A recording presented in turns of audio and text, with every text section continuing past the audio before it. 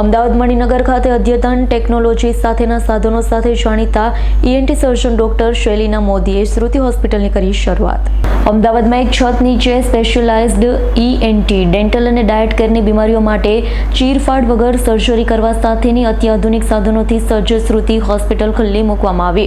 આ પ્રસંગે સેન્ટરે ઈએનટી તેમની અત્યાધુનિક સેવાઓના 30 વર્ષ અને ડેન્ટલ કેરમાં 3 વર્ષ તથા ન્યુટ્રિશન અને વેલનેસમાં 25 વર્ષની ઉજવણી કરી છે. હોસ્પિટલ અદ્યતન મેડિકલ ટેકનોલોજી તથા અનુભવી અને કુશળ કર્મચારીઓ સાથે વ્યાપક હેલ્થકેર સોલ્યુશન ઓફર કરવા માટે સજ્જ છે.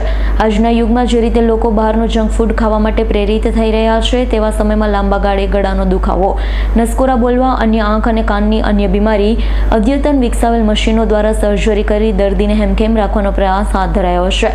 ઇન-હાઉસ સીટી સ્કેન સુવિધા ધરાવતો અમદાવાદમાં પ્રથમ સેટઅપ છે. ઉદ્ઘાટન સમારોહમાં અગ્રણીય મેડિકલ પ્રોફેશનલ મહાનુભાવો ઉપસ્થિત રહ્યા હતા. તેઓએ વધુ પડતા ઉપયોગના કારણે શ્રવણ સમસ્યાઓને વધતા કેસ તથા આધુનિક જીવનશૈલી, ખાનપાનની આદતના કારણે ઈએનટી સંબંધિત સમસ્યામાં વધારાની જાણકારી આપી હતી. ડાયટેશિયન શ્રુતિ મોદી અને ડેન્ટલ સર્જન ડોક્ટર શ્યામલ મોદી પણ વિભાગનું નેતૃત્વ કરી ન્યુટ્રિશન અને ડેન્ટલ હેલ્થમાં અદ્યતન કેર ઓફર કરશે. હું ડૉક્ટર શૈલેન મોદી ઈએનટી સર્જન અને સાથે મારો સન ડૉક્ટર શ્યામલ ઈએનટી સર્જન છે.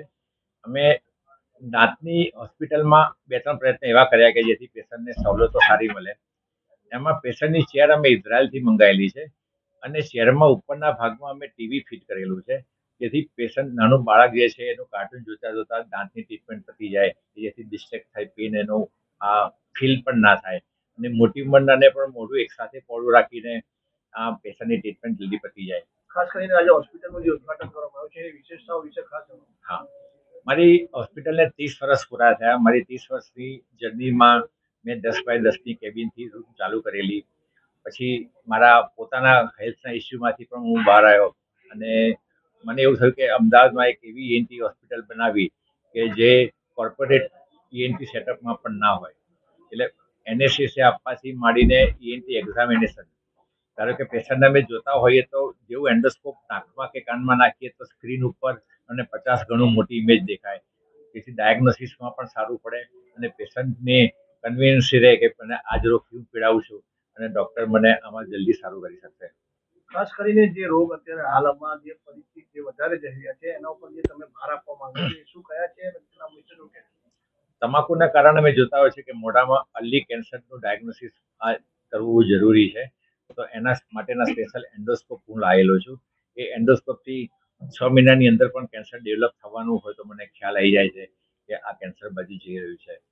અને મારી પાસે લેઝરથી માંડીને બીજા માઇક્રોસ્કોપ ઇન્સ્ટ્રુમેન્ટ છે કે જેથી નાની સર્જરીથી પણ પેશન્ટને કાયમ માટે ફાયદો થઈ શકે. ખાસ કરીને કોઈ સરકારી યોજનાઓ લાગુ છે હોસ્પિટલમાં? કોઈ પ્રાઇવેટ સેટઅપની અંદર અમારી પાસે પ્રધાનમંત્રીની કોઈ અત્યારે યોજનાઓ અમે સ્વીકારી નથી, પણ ભવિષ્યમાં સ્વીકારવા તૈયાર છે. સંજીવ રાજપૂતનો રિપોર્ટ, S9 ન્યૂઝ, અમદાવાદ. અમારી તમામ માહિતીથી અપડેટ રહેવા માટે જોડાયેલા રહો S9 ન્યૂઝ સાથે.